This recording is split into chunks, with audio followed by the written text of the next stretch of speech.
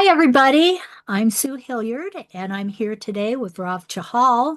And we've taken a little hiatus on our Astro Coffee interviews, and we thought we'd kind of kickstart it again with kind of just talking about, oh, what's going on in the in the celestial world right now, with respect to both of our charts. We've both been kind of touched by the recent transits, and we thought we would talk about them. So, to start with, this was Rav's suggestion that we start with the Jupiter station direct because it seems to be permeating I mean, uh, when a planet stations, it permeates the universe with that energy. So, what is your take on what What's it's happening? announcing? Yeah, well, Jupiter, well, we know it's a big planet. It's expansive planet. It's all about growth. It's about, cosmology, philosophy, and truth. And of course, in evolutionary astrology, it's all about natural law. And in the sign of Cancer, Sue, it's the emotional body. It's the emotional bodies we all are are within. The egocentric identity that we come into this incarnation with. And that station in direct it's like a snapshot, right? It's like an energetic pull to that moment. And at 15 degrees of Cancer, it's literally, well, for myself, it directly links to my Mars at 16 degrees Cancer. And for me, it's been big in terms of the retrograde period from November to now. There's a lot that's been going on in the internal world, a lot to do with my beliefs, what I'm thinking, where am I focusing my energies.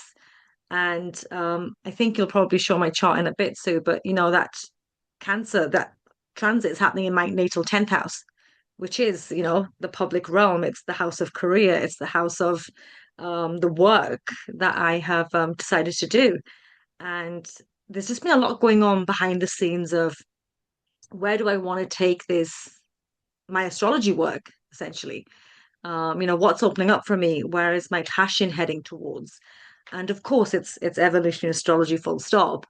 But it's to do with what do I want to focus on more specifically, Um, and it's just been coming back into my um kind of intuition and where am I being led versus where have I been told I should be going. Do you know what I mean by that? Like, other people's suggestions. Absolutely, Um, and yeah, yeah, and I love I love how this goes over. We kind of talked about this before we started recording. Your chart has so much going on that it's hard to see exactly where this happened. I mean, you said it was in your 10th house, and the way that the chart comes out, it looks like it's in your ninth house. ninth And house. Yeah, here's Jupiter over here because all of this stuff, is out here, and all of it is up above the horizon. So there's, definitely a lot going on out in the open and out in in your purview, I would say. The other yeah. thing that we were talking about is that Mm, your Mars is right here with Magdalena, and mm. we've talked a little bit about Magdalena off and on, and you said you were kind of feeling into how that's how that connects with what's going on. Have you Yeah. come up with anything? Well, you know that last year when I did one of the conferences, I spoke about Isis, the goddess Isis, and I with it just doing my research, I found out that the Magdalene energies are linked to Isis. Mary Magdalene was a high priestess of Isis. So for me, that placement in the 10th house, conjunct Mars in Cancer, for me, I feel like I'm being pulled to do a lot of work with the divine feminine.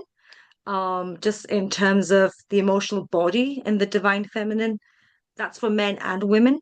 So just coming back into the energies of what it is to be feminine. And I don't mean in terms of how you look and that whole kind of appearance thing.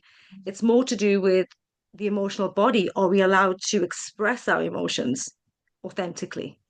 Do we have the courage to do that? Are we being are we stepping into the power that we have? And from a way that's constructive to our own soul growth. And it's not about, like the 10th house representing Capricorn. It's, repression and that whole suppression from previous, it could be from society pressure, it can be from previous lifetimes, pressure. It's stepping into self-mastery and self-responsibility.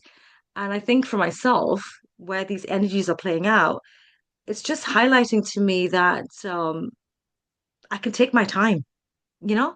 Like sometimes in Mm, society, it's sort of like, oh, where have you reached at a certain point in age? And you sometimes can feel like I have to tick these boxes off by this date. But then whose schedule am I following?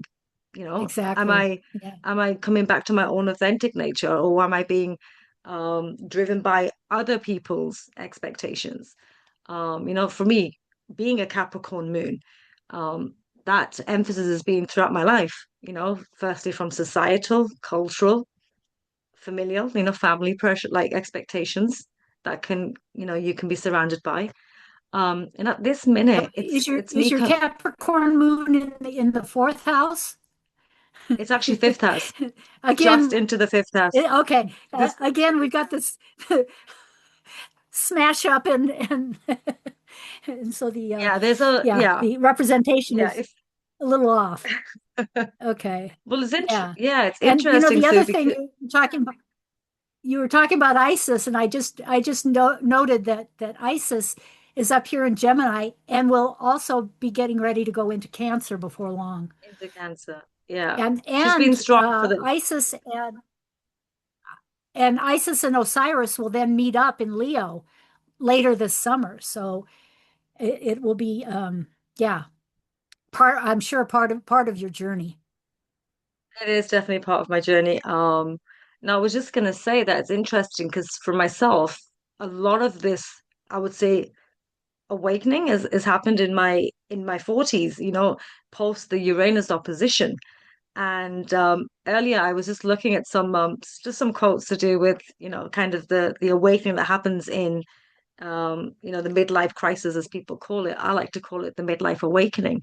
And it was Carl Jung. He actually there was a quote that I wrote down earlier about midlife, and Carl Jung said, "Life really does not begin until 40. Up until then, you are just doing research." And I had to laugh because Aha, I'm like, that is so spot on. You're I just love figuring that. things out. What do I want to do? Is it this? Is it that? And by the time that you hit a certain age, which is often in your 40s, you're like, right, this doesn't work for me. Let's get rid of this. This is what I want to focus on, so let's go towards this. But Yeah, unfortunately, if you followed the consensus way of living, some people tend to think 40s, you've run out of time. You've run out of, right. Yeah, there's not enough time to do anything. But I think the energies at the moment is showing everybody that you make the choice, that there is a choice point that we all have individually. We're not puppets, there is free will. And that Jupiter station in direct is kind of honing in into that intuition, that kind of, coming back to your own emotional essence and figuring out what works for you. yeah. And you mentioned Uranus. It's known as the Great Awakener. So I mean, it totally makes sense that when it gets to opposite to where it was when you were born, it would create some sort of an interaction and a great awakening. An electric shotsu, like, Yeah, kind yeah, of like, yeah, yeah. but yeah, so I think people shouldn't fear, the Uranus opposition. It's a time where you get that opportunity to assess. which direction you want to actually step in further for the remainder Yeah, of your life. Yeah. exactly. How have you experienced? Because I know we spoke just before how this Jupiter retrograde, this Jupiter direct, is quite big on a global scale. It is on a global scale. There's a couple of things that come to mind. One is, I'll just briefly mention it for me. Jupiter has gone over my ascendant, my Cancer ascendant, and then has gone back into my 12th house. It trines my Mars in Scorpio, squares my Neptune in Libra, and let's see, quincunx is my uh, Chiron in Sagittarius. So, and they're all at 15 degrees. So, when one transit, hits one of them, it hits all of them. Yes. So Yeah. I think part of it is that it's a lot of stuff has been internal for me, and kind of, but along the same lines as what you're talking about my beliefs and um, dealing with disillusionment, and with all of the world happenings, and what's going on, and what I always believed was true, and now maybe it's not, on and on. And the other thing that comes to mind, and we were talking about this briefly before we started recording, is that the USA Sibley Jupiter recently turned stationary direct at 15 degrees Cancer in 11 minutes. So I mean, and then the mirror of what's happening in the world, in real time now with Jupiter going over that same point, it just magnifies, to me, it just magnifies what the Right. Jupiter means in the USA Sibley chart, and what it means for everybody.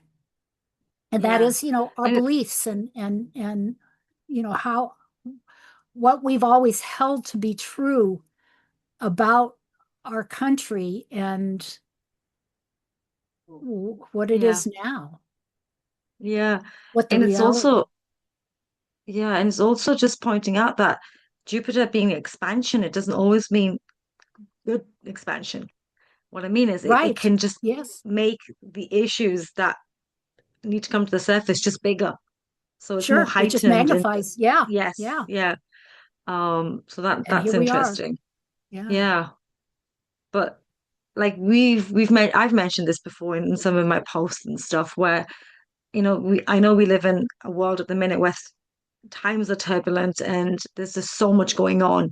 And, a lot of people just want to just hide away, and you've got the transiting nodes. So, for example, the North Node being in Pisces, um, a negative connotation of that could be just wanting to, just to hide away and just, fall into delusion and not kind of focus on the work that we can do individually. And I'm a big, big believer in the fact that we individually can make, help in small ways, whatever ways that a person just wants to help the world.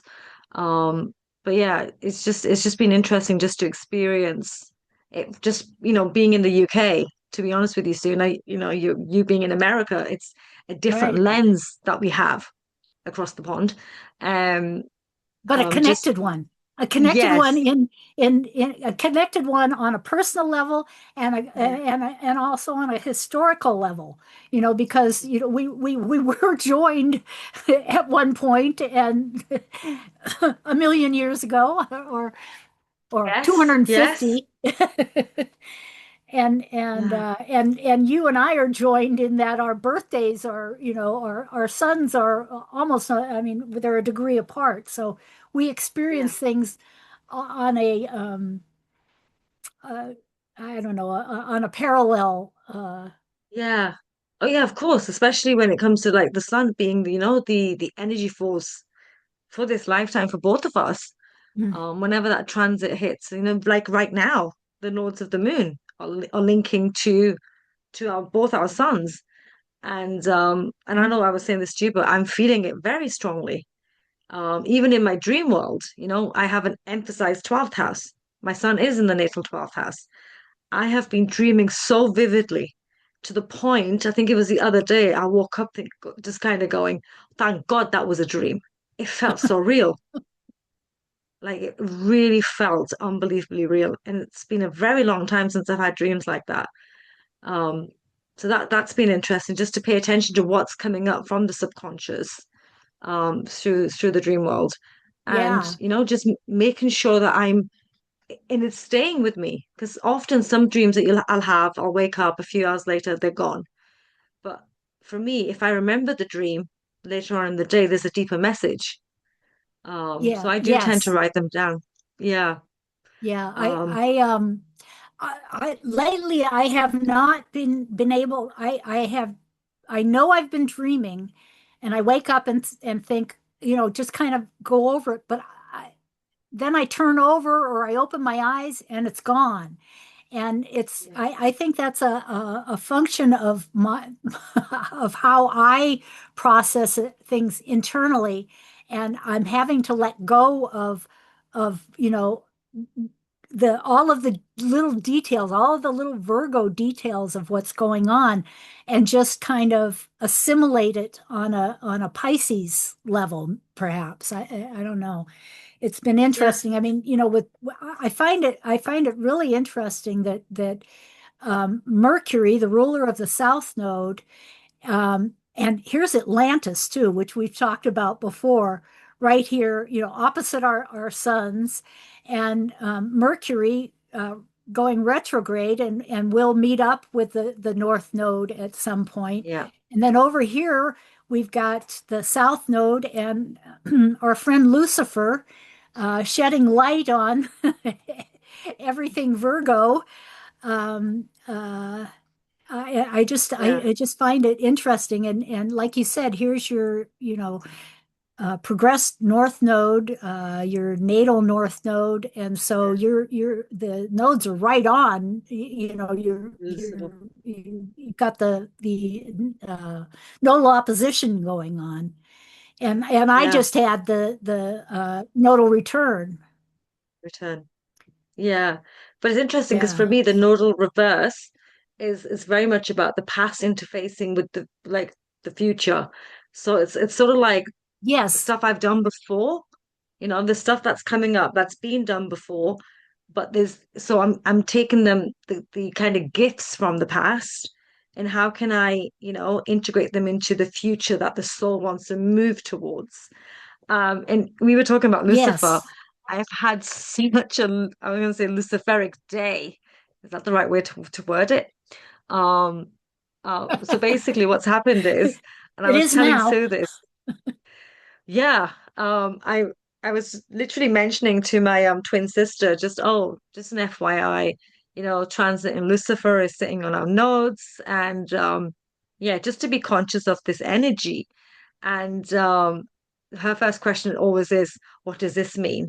And sometimes I don't know straight away. I'm like, I know the transit's happening, but it's so hard to be Yeah, objective when it's your own personal chart. And I literally had a sure. thought in my mind, something to do with Lucifer, let's just say. And I'm not kidding you, within 30 seconds, I swear I got tested. Literally, it being in Virgo, I could have gone into victimhood, I could have gone into fear, I could have gone into just feeling like nobody's on my side. Literally, the situation happened earlier today. But I remember because that thought was in my mind, I kind of just went, huh, okay, I'm being tested. And I managed to resolve the issue that came up within a few hours. So the long story short is I was conscious of the fact that I had a choice. I could go into fear mode, I could go into panic mode, I could go into, oh my God, the glass is half empty, being self-critical. But I flipped it a little bit and just paid attention to what was happening and just dealt with the situation there and then. And it was only later where I sat down and I just said to myself, I literally asked for that. I literally kind of challenged the energies and kind of just went, oh, that'll be fine. It's a transit. I'm aware of it. Nothing's going to happen. And then literally, so it's fascinating Well, how the and energies. not Sorry, to Sue. reveal a whole lot, but it did have to do with water, which I thought was Yeah. really funny. The Pisces part and the Virgo, the Pisces part, and then the Virgo not being a victim, and the other part. You do have your asteroid karma is here in Virgo as well, right? In that all in that mix too. That that well, this is a couple of days ago, so at that point Mercury was opposite your karma, but today it's a little closer to probably Atlantis and and Mercury are together. So, And what happened in Atlantis, Sue? what happened in Atlantis? Oh, I don't know. Something to do with It water? well, what, yeah, yeah, big water, I guess. Honestly, you can't make this up. So the point here is just, the closer the aspects get to your natal planets, and there's some lessons you need to learn, the experience will come. And this is why I love astrology. If you know your placements, if you know certain transits that are taking place, you have a choice to deal with that situation in a whole different way, Yeah. rather than just reacting to something. This was very much more okay. It's interesting, Sue, because honestly, the whole day today has been so vivid that I am going to write about it. I've got the timing of when it was happening. I literally happened. I did a Oh, screenshot on my phone of the placement of the planets because I love to look back and be like, okay, what was going on there? And, am I hearing the message? And this, with Neptune, um, in Sagittarius in my third house squaring my nodal axis in my natal chart, it's a skip step that I'm resolving as well from previous lifetimes, even in this lifetime. And for me, that's the way I was thinking in that moment and dealing with the situation. But yeah, because it was only a few hours ago, I'm sitting here thinking, did it happen? Did that actually happen? Did I actually deal with it in a calm way? But yeah, and the answer is it's been a yes. It's been an interesting day. It's like what I said to you before we started recording.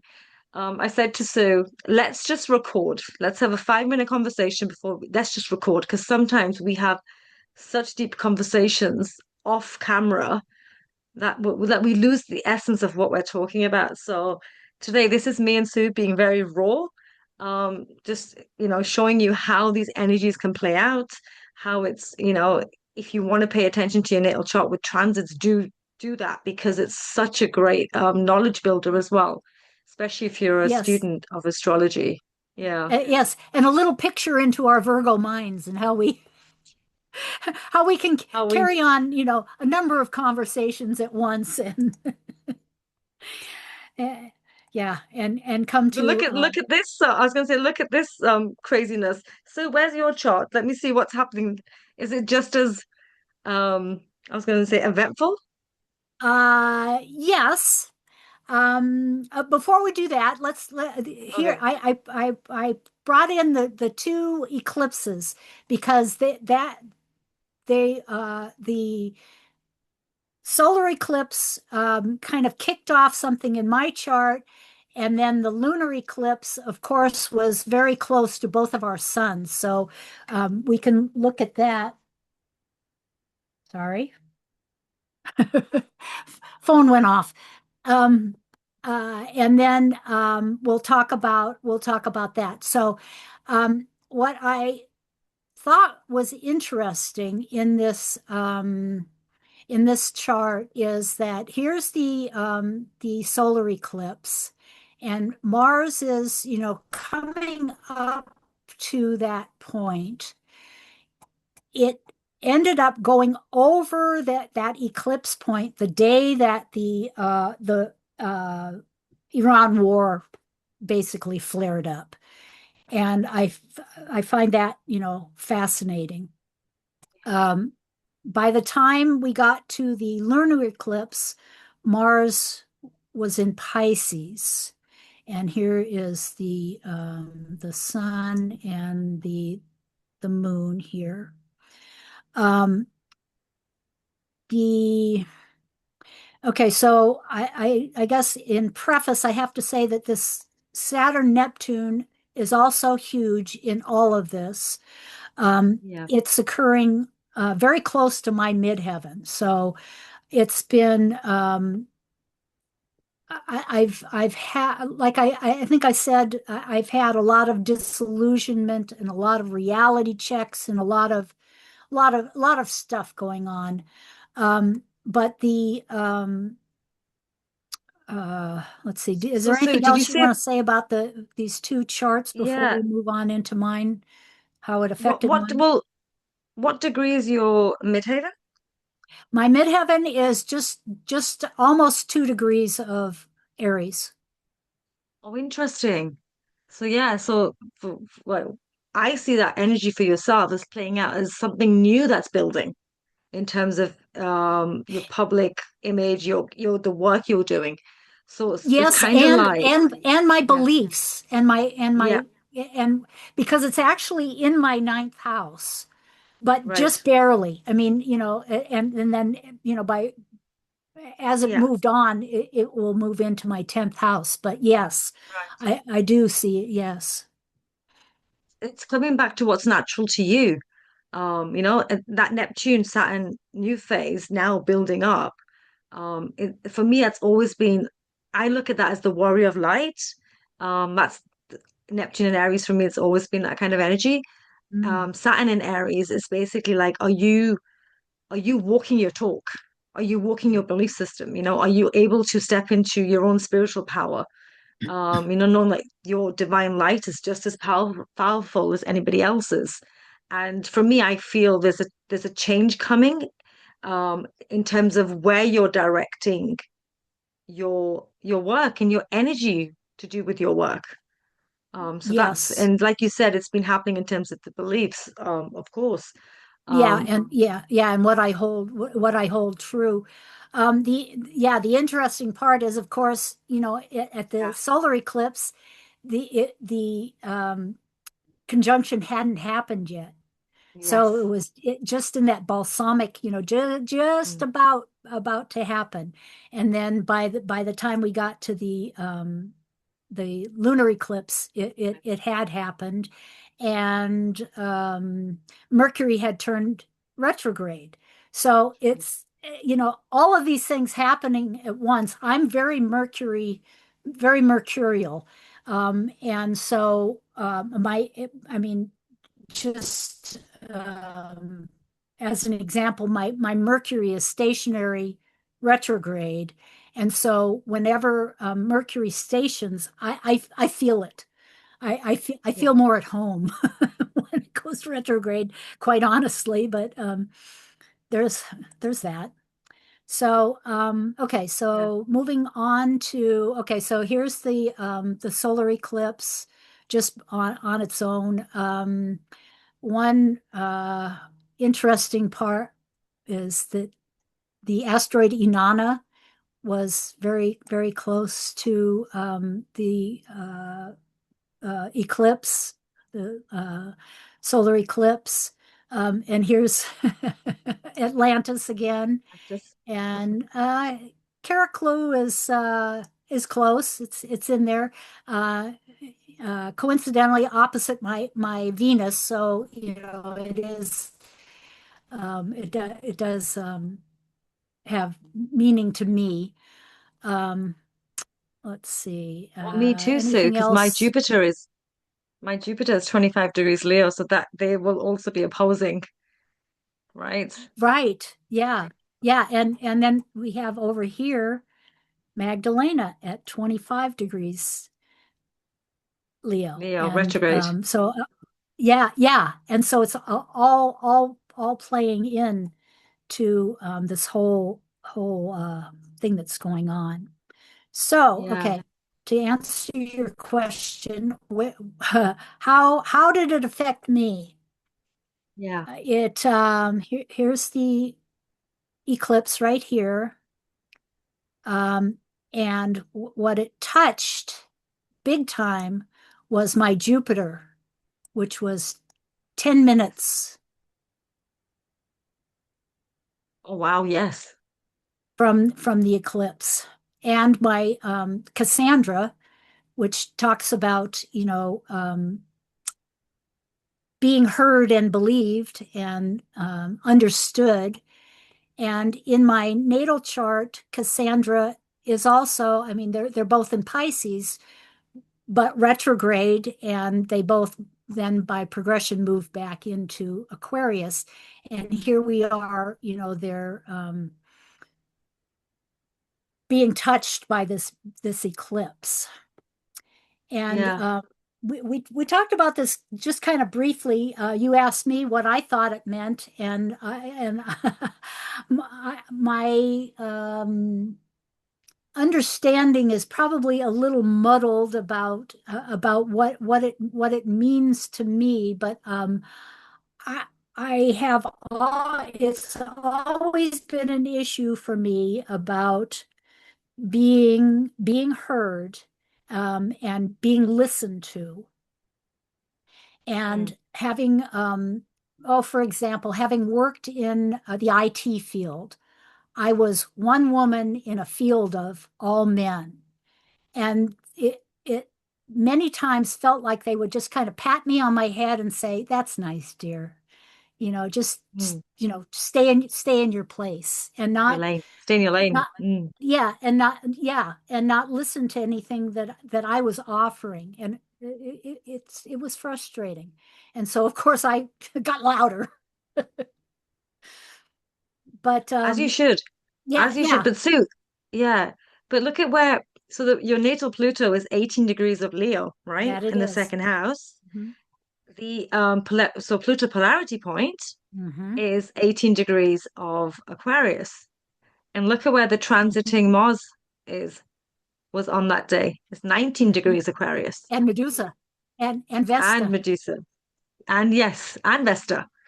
So so this particular point in your life was very much coming back into your own power, eighth house, right? Aquarius linking to being liberated from the past patterns, not repeating the patterns, because again, we have choices that we need to make. Vesta is that Vesta, you know, energies of just that sacred energy that they embodied. So coming back to your sacredness, to your sacred um just knowing, Osiris, right? That's 19 degrees, right? Next to your Mars. uh Not that my symbol up there. Mars Your Mars is 19. What's it conjunct? What's conjunct Cassandra? That's Osiris, right? Always get the images wrong. Oh no, that's in not. Sorry, Medusa. Sorry, Medusa. oh, yeah, yeah, yeah, here. And Medusa is one of the I'm going to use the word goddesses that was gravely misrepresented through history. She's very powerful in her own right. So it's kind of like the energies are just coming back to you. It's just come back to your power, come back to your authentic power. And no matter what anybody out there is telling you, you know what's right. Yes, yes, and that is something that I kind of am coming around to. After 75 years of being alive, that better late than never, I suppose. But that Yes. yes, I it doesn't matter. We had this discussion. It doesn't matter whether people believe me or not. I'm still going to say what I believe. Whereas in previous times in my life, I would um, edit myself. I Yeah. would not speak up because it was either frowned upon, or politically incorrect, or not part of the consensus, Yeah. which Because yeah, I'm definitely not not. what was expected from you. Right, Yeah. right. Yes. Yeah. Yes. And Yeah. what And what is yeah. what was expected of me, goes back to my son being conjunct Saturn, and that's, just just follow the rules, just be a good girl, just toe the line, and do what we tell you to do. We have But that exact same placement. yeah, yeah, you do. But then the other thing that has I find interesting at the same time going on, I've had my progressed. Well, first of all, I had transiting Uranus opposite my Mars, which even though it shows up here, it's in my fifth house. And so Mhm. transiting Uranus was opposite my Mars for a couple of years. And then most recently, my progressed Mars has moved to an opposition of my Uranus. And so Right. it's like this double, um, uh, Whammy. yeah, signature of saying, "Speak up, honey." It doesn't matter. Just Yeah. you don't have to be in that Saturn box. Break out of the box because it,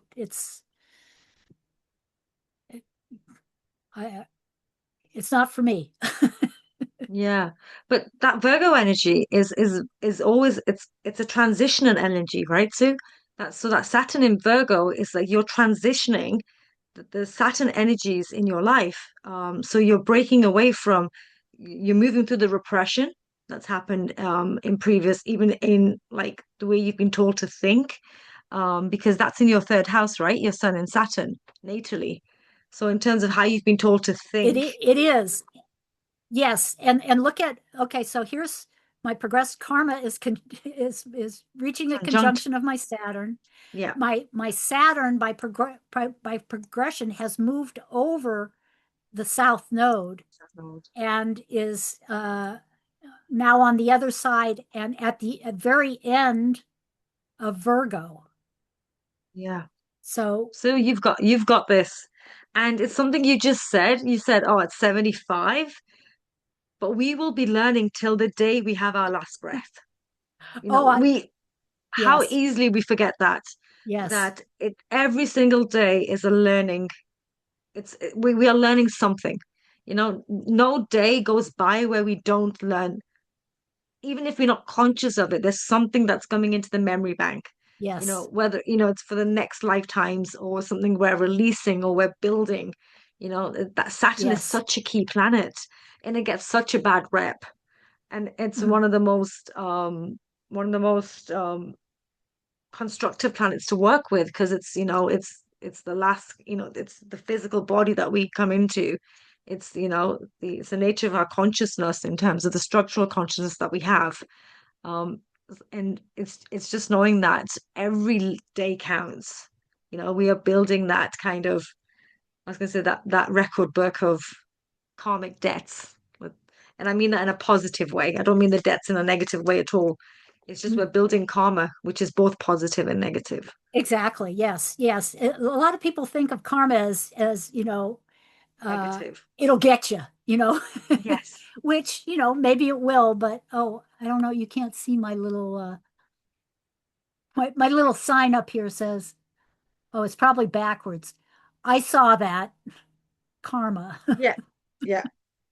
Yeah. So, I have always believed that karma it's not immediate for one thing, not always immediate. Sometimes it is.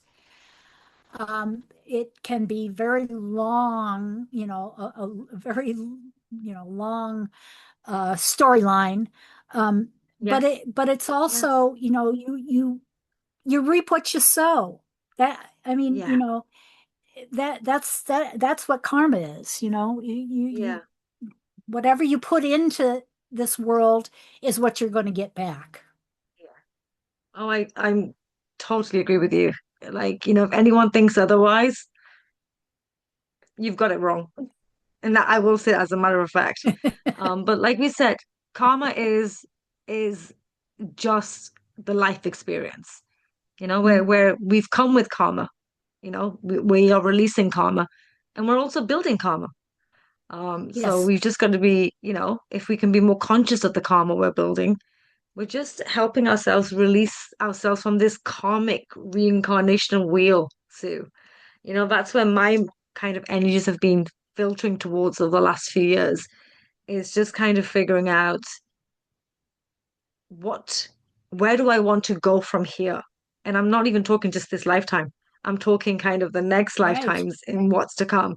Because I'm definitely Absolutely. At coming my back. age, thinking about, what I want to do and how I want to go out of this life in preparation for the next one that I will forget that I signed up for and why I signed up for it when I get here. But I somehow, if I prepare, if I do that Sue, Virgo work now, then yeah.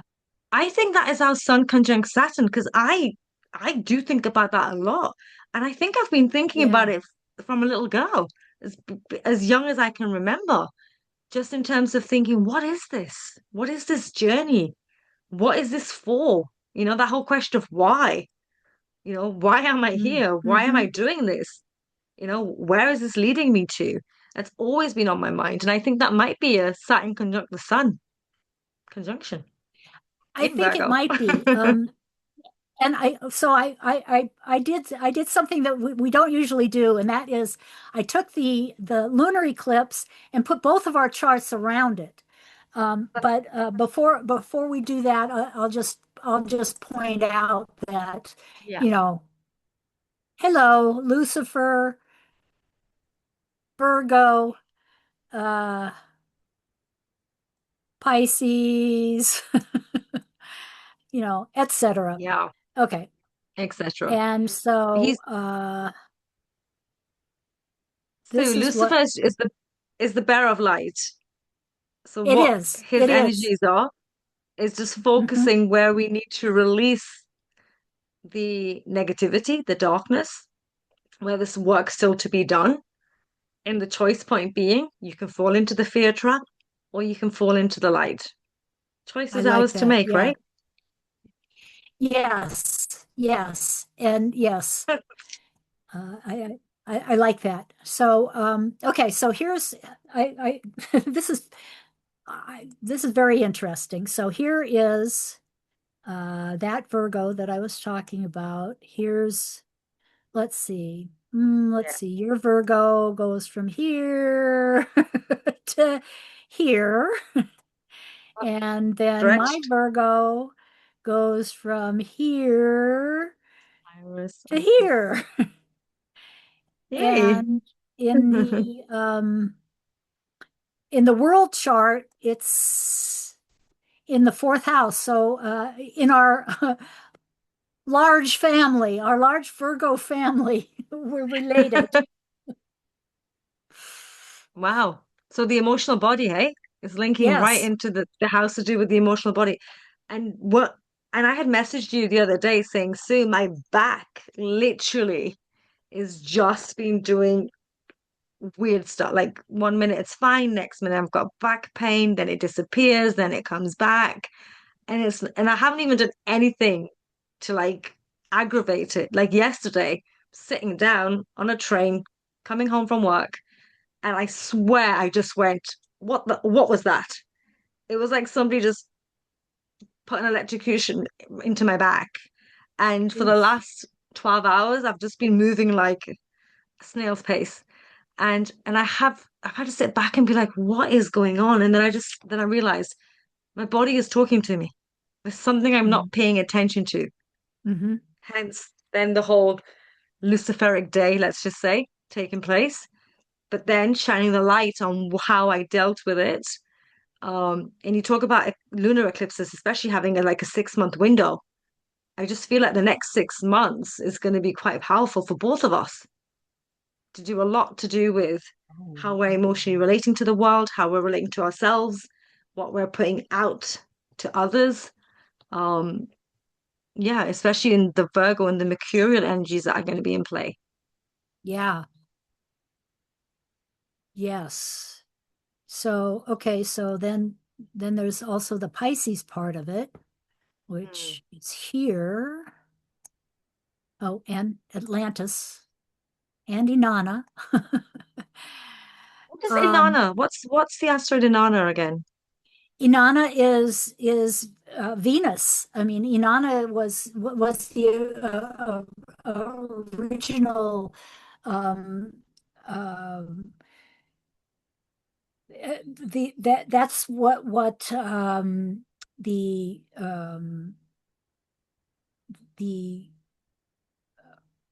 I don't know some of the ancient studies of Venus began with the Inanna and Inanna's voyage through the underworld during the Venus retrograde and the Venus Cazimis.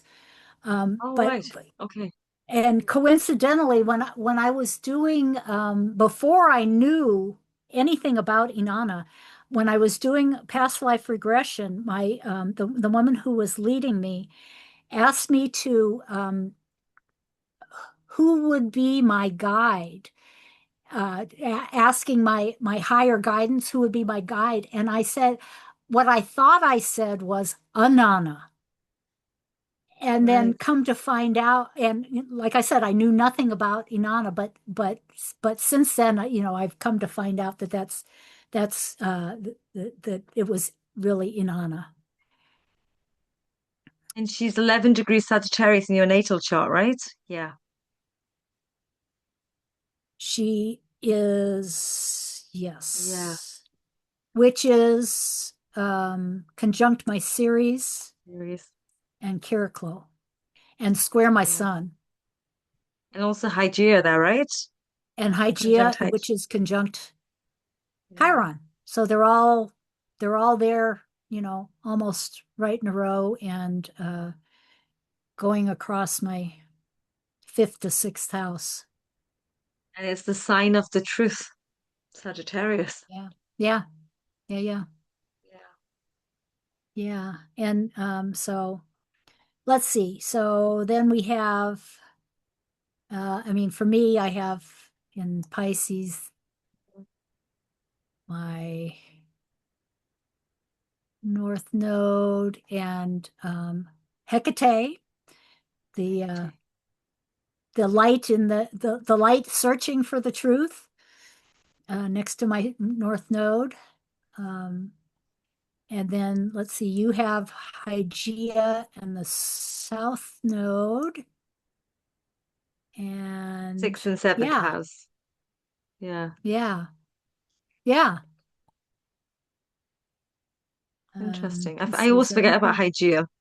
I think it was only through Demetra George's work that I realized Hygeia was conjunct my descendant. And Mm, those four angles being quite being in a prominent placement. And then, looking at Hygeia representing it's medical astrology, right? It's linking health, to yeah, health and healing. health and healing. And it's interesting because being in the seventh house for me, even this work in astrology is to help others come back, Mm, to like in to kind of come back to themselves in terms of self-love. And mm, ironically, my seventh house is though it's ruled by Pisces, it falls into Aries as well. So I've always found yeah. that fascinating. Um, Yeah, how yeah, perfect for Aries to Pisces, and I mean Pisces to yeah. Aries and seventh house and working with others. That's the goal. That's the dream. Yeah. Um, and then of course I've spoke a lot about Isis being a skip step for me, which is 15 degrees of Gemini in my natal chart. Just it's opposing my Neptune. That's been a big one, which is it's highlighted at this time as well, because the transit nodes are kind of squaring those at the minute as well. On that note, I remember I was showing Sue this earlier. I did a lot of work on ISIS last year, went to Egypt, and I'm planning on going back next year as well. And walking through North London of all places, walked into this charity shop, and then my sister noticed this little thing. and it literally put me Oh, back into the energies of Isis. And I remember just picking it up and just wait a buying it minute. and Let me thinking, stop. Okay. Now show. Oh, look at. Oh, isn't she beautiful? isn't it gorgeous? Honestly, it's just, and I was literally looking at the shelf, and my sister's right next to me, and it's funny when you're not looking for something. Like my sister's like, "Can't you see what's right in front of you?" I'm like, "What?" And then she pointed at it, and I went, "How did I miss that? How did I miss that?" So yeah, so we brought her home. I'm like, yes, it's a reminder that ISIS is still a huge part of my learning journey. Um, and incidentally, back pain links to the sacral chakra, which ISIS Oh, rules. oh, So I was wow. just like the lower back, yes. So you talk about coming into my emotional body. There's a lot going on with the emotional body at the minute. But it's all good. It's all evolution at the end of the day. But Yeah, yeah, that just made me smile how the small little things, small signs that you get, which I do love. I absolutely love little things like that. So yeah, so that's been that strong. And is, and you know this is what I find interesting here. The Eros, asteroid Eros, on your Isis in the eclipse chart. ah, what a surprise! She's reminding me how much I love her. Exactly, exactly. Yes. Yeah. Sweet. Okay, let's see now. What else? I forget what else we've got here. Oh, I just wanted to kind of briefly Oh yes. point out that the EA Zoom meetings also has a lot of Virgo and Pisces because we It's were having its nodal reverse. reverse. Yes, Yeah, it's matching my chart, isn't it? yeah, Yes. exactly. Yes, Yeah. it does match your chart. In fact, your sun is right On the there, right? Venus. Yeah. And mine is right No, here. no, Uh, it's nice to be a part of this community because I get to do what I love and it's given me the platform to, yes. step up more into Well, the work I want to do. and that was Linda's vision was to, bring out up and coming astrologers and give them a platform to express themselves, which is, Yeah. I think very, Mercury and Mercury and Virgo. Hello. Yes. And Neptune and Pisces, which, we when we looked at this chart, and I don't know if she elected it or if it just happened, when I think it was when she actually maybe either created the Facebook groups or when I think it was when she created the channel, the YouTube channel. And I mean, this is so Yeah. you couldn't make it up. You really couldn't. With Pluto in the third house, think Mm-hmm, about that. mm-hmm. Yeah. And Communication to do with the soul, to do with, and Capricorn is the responsibility that we all individually as astrologers or wanting to work in this field have in terms of the yes, message that we're sharing with the world. yes, and here's Saturn and Sagittarius stationing direct. I mean, it's stationed, just right around that time. Um, and the moon in Sagittarius at the galactic center. I mean, it's like Mhm. we're channeling, all of this stuff, Yeah. through through the world or through the galaxy, through the, Yes.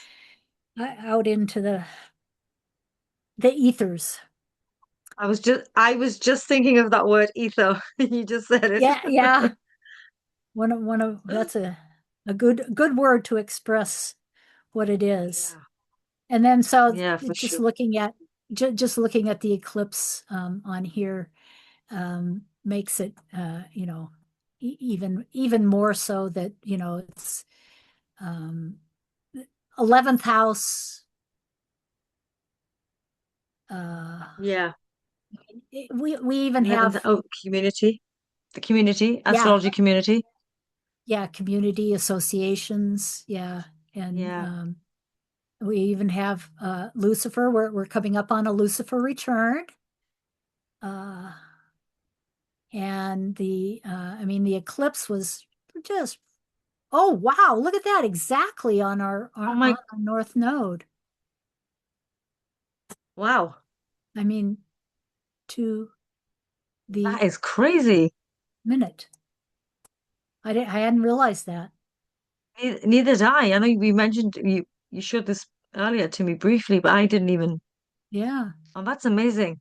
that is Now it would be amazing. interesting to know if Linda just if it was planned or if it was, spontaneous. It You looks like mean it was the divinely orchestrated. I think it was divine. She said that it was divinely orchestrated. Yeah. I mean, she thought that it was all of us.